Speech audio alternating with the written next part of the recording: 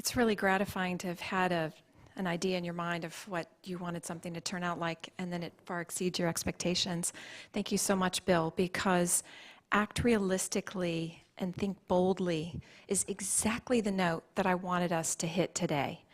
There's no point in denying the challenges that we have. We're commemorating 40 years of Roe v. Wade. There's no denying that there's an element of sorrow there.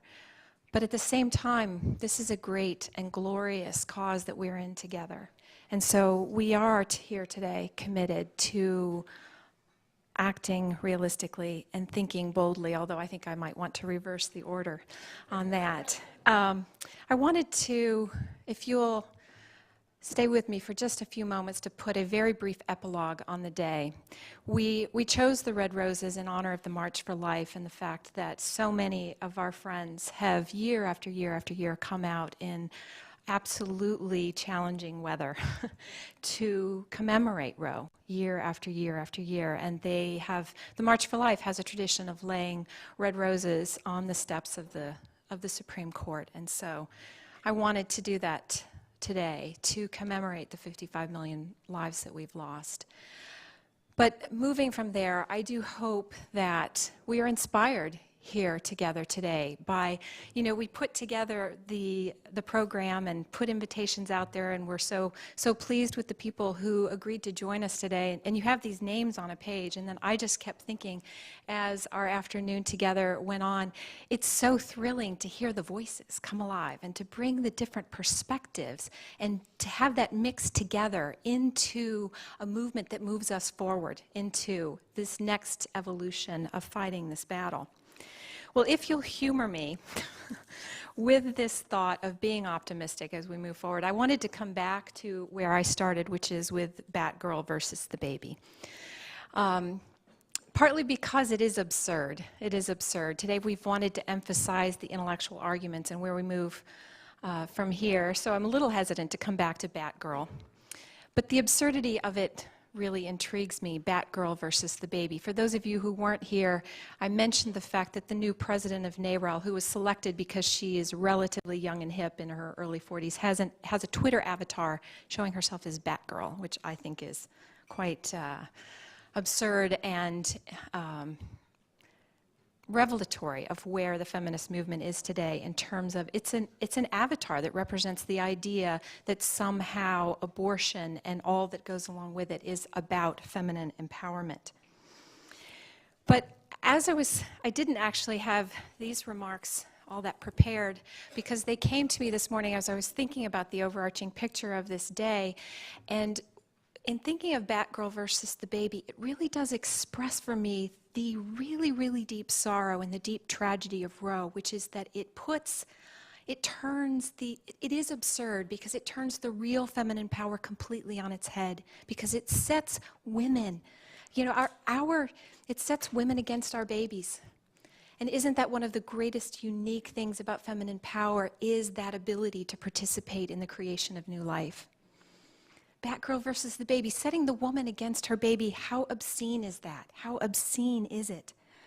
Bill, I'm glad you mentioned the Salon article. I brought it up this morning, and I wanted to bring back around one last quote from her, from Mary Beth Williams, that I did not use this morning. She said, "I would put the life of a mother over the life of a fetus every single time, even if I still need to acknowledge my conviction that the fetus is indeed a life worth sacrificing." A life worth sacrificing. How dare she? She's so glib. She's so glib as she says this, but the ramifications for this are so deeply serious for all of us, because this way lies brute oppression. A life worth sacrificing. Who is she to make that decision? But it has ever been thus, that tyrants begin sacrificing lives that they deem unworthy. That they deem unworthy. I was so honored that Johnny Tata was willing to send us a video today, because of course her travel is somewhat limited. But I wanted to have that element with us today, this recognition that they are choosing which lives they deem worthy of protection and defense. Make no mistake, Roe at 40 is about raw, brute, callous power over the helpless. Just because Planned Parenthood puts it in a very trendy hot pink does not make it any less tyranny. Americans as a majority are personally opposed to abortion. I've had so many reporters this week ask me about the data that shows that Americans do not want to reverse Roe. This doesn't surprise me, nor does it actually trouble me. The reason for that is because it is a fundamental American value to be tolerant. Americans do not want to pass judgment on others who have what they deem to be a different opinion. Planned Parenthood is very savvy to this, and that's why I was mocking them this morning by repeating their refrain that it's complicated. But I do believe that's a brilliant strategy on their part, because Americans, that's where they want to live with this issue. They want to just let it be complicated and let someone else worry about it. I think about this question a lot in terms of leading AUL and being a part of the pro-life movement, is I believe that one of the biggest challenges we have is answering the question, why should I care? It's someone else's decision. Live and let live. It's Planned Parenthood. They're saying they're going to talk about a personal decision. You haven't walked in her shoes. Let her be. Let her. Why does it matter to the community? Why does it matter to the community what her personal decision is? It does matter because life tends to be complicated. It tends to be complicated and messy. And in that is where life is beautiful.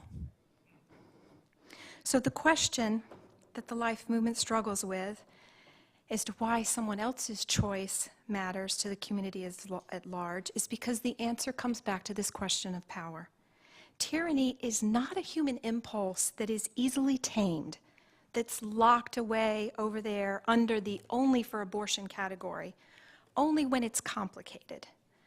Roe at 40 is a question of who we all are and what a civilized community will tolerate. Batgirl is a hip chick. There is no doubt about that. But it's also a perfect symbol for the radical individualism from which abortion originates and which it helps to perpetuate. I can't help going back to my poli-sci roots. I loved my political theory classes. And I was really struck as an undergrad, it stuck with me, the study of postmodernism and the existentialists and how they defend their philosophy. And it stuck with me all these years hearing Sartre as he is describing his existentialist philosophy and his sense of the aspirational human. And he said, we are left alone without excuses. We are condemned to be free. As Americans, isn't that a really intriguing concept? Because freedom, we believe, is so foundational to who we are. So how is it a condemnation?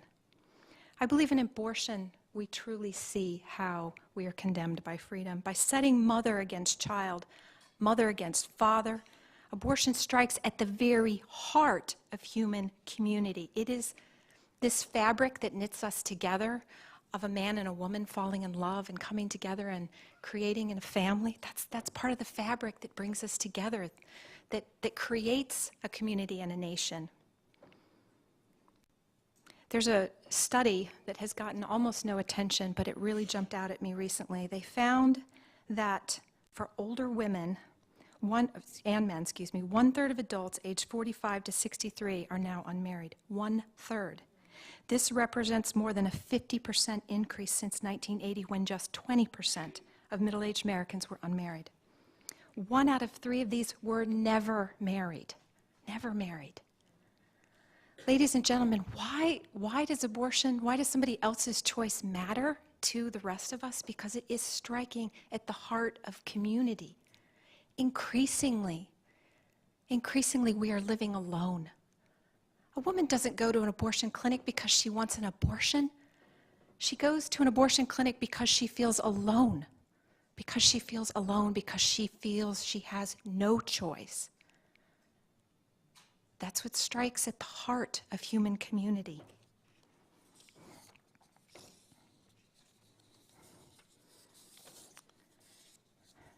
That affects all of us. It affects all of us at the end when women are alone. It's encouraging to me today, and I hope you are inspired as well, that There's so many of us here today who have come committed to acting realistically and thinking boldly, thinking very boldly. It's going to be an exciting day tomorrow when hundreds of thousands, I believe, will be on the nation's capital, on the mall, with roses to commemorate the lives lost. But as we move forward into this next decade of fighting Roe, we need to work very carefully to ensure that people understand that this movement is also about the women and men who have been damaged by abortion.